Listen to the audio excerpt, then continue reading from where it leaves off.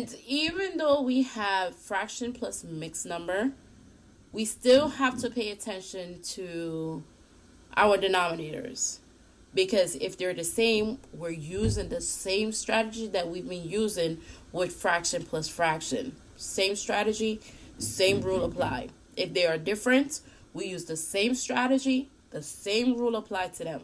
Now you have two things that are going on. You have a fraction, you also have a mixed number. And the way you can tell the difference between a fraction and a mixed number is if one of them has a whole number in front of it, then you know that that's a mixed number. All right, notice that your denominators are the same. Your denominators are 4.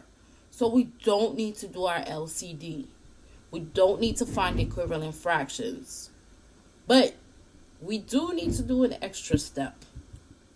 So you are going to focus on your fractions first. Always focus on your fraction first. And there's a reason for that. Because if you add your fractions and for some reason you get an improper fraction, meaning that your numerator becomes bigger than your denominator, that's an improper fraction.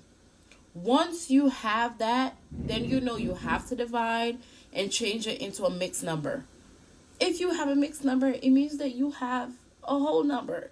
And now you need to add that whole number to the whole number that you already have. And I know this is a lot, but we're going to go over these steps.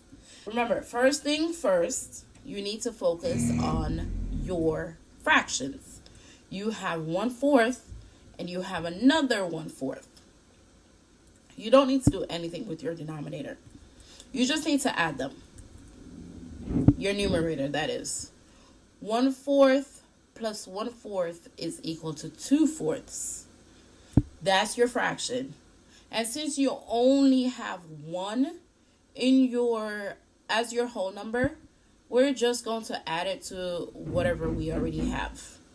And the answer is 1 and 2/4. Not 1 and 1/4. That is not true. So let's fix that.